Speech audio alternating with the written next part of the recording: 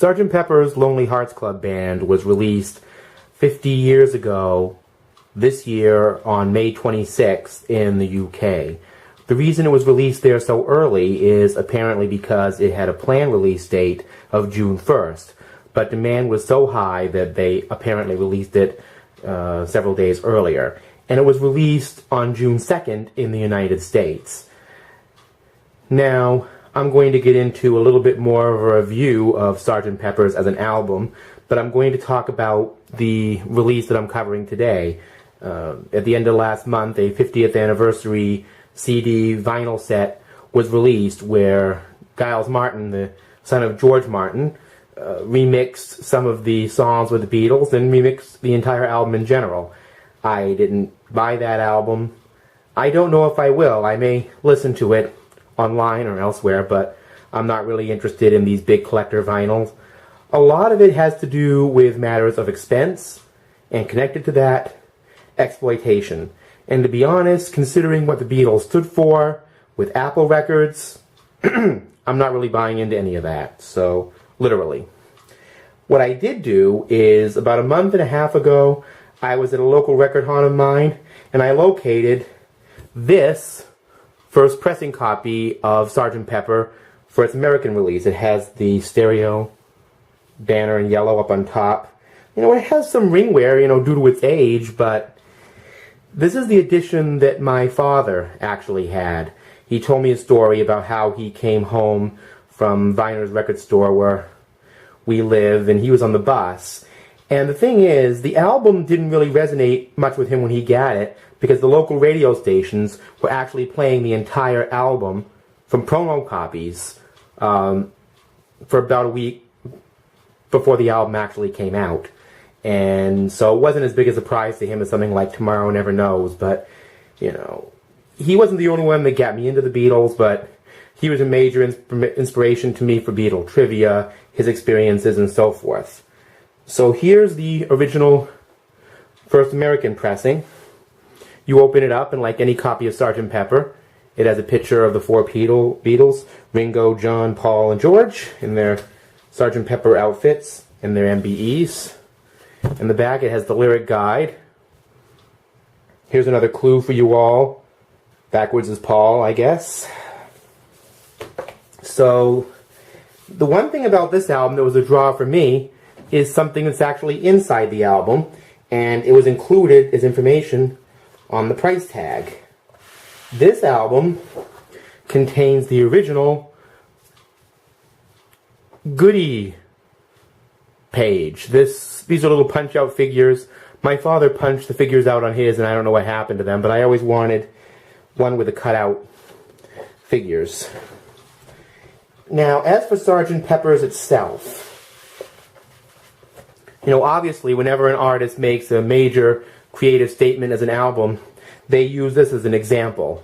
That was Stevie Wonder's Sgt. Pepper, or that was Marvin Gaye's Sgt. Pepper, or that was The Who's Sgt. Pepper. Whoever it is, the creative peak of any artist, a qualifier is going to be referred to as its Sgt. Pepper. And I sort of get that to a degree. A lot of people on YouTube that I've watched videos about this album have actually stated that it's almost become hip these days to say, oh, Sgt. Pepper isn't all that great an album, almost as an anti-authoritarian gesture. But the fact of the matter is, if you look at the way the Beatles were going, this is a really great album. No, I agree with John Lennon.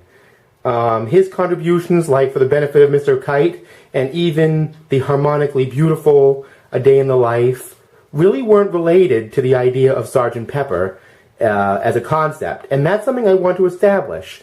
Maybe that's why a lot of people say it wasn't as great as people said it was. I will agree on one fact.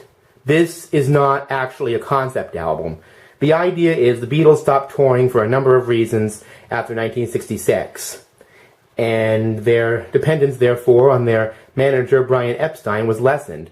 So what happened was they went in the studio for 6 months. There was a lot of LSD use, of course, but they were also just listening to a lot of different musics, and they came up with this. I mean, it's a psychedelic carnival. The production is of a sort with a lot of orchestration, backwards tape loops, echo, over melodic kind of vocal exchanges that they really couldn't replicate this kind of music live, you know. And this represented a lot of 60s psychedelia. It was just a totally different way of looking at the Beatles sound. These weren't merely 2 or 3 minute basic guitar, drum, bass oriented songs.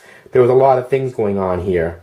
Personally, my favorite songs on this album would be For the Benefit of Mr. Kite, because it just reminds me of the Hurdy-Gurdy Man in Berlin, you know, that sort of little, you know, German romp, very European, very appropriate for the Beatles, and it goes with the kind of carnivalesque concept. They put a lot of their heroes on the album cover behind them, and so on and so forth. Even some wax Beatles next to them.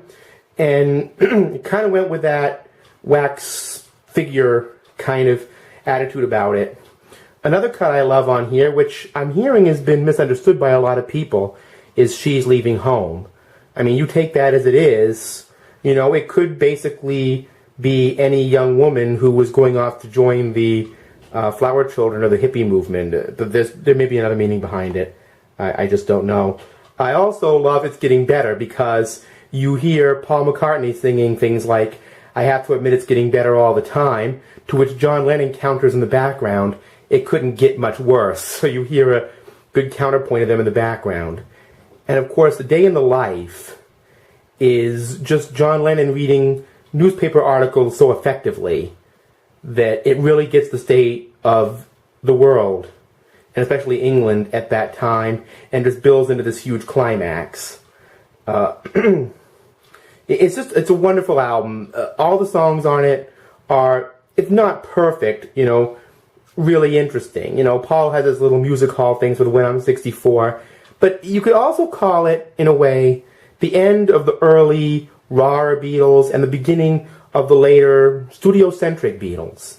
And maybe with today's reliance on rawness that comes from the 90s up to the 2010s, maybe that's why people tend to underrate Sgt. Pepper now. But in terms of a studio marvel, in terms of songcraft, this represents the Beatles. This represents their progress. And that's one of the important lessons that they've taught us. You can still keep your emotional expression, you can still keep it real, as it were, and you can really turn the studio into your playground while you're doing it. The music doesn't always have to be 100% raw. You can do it all. And the Beatles did it all with this album. And I wanted to wish it a belated 50th anniversary.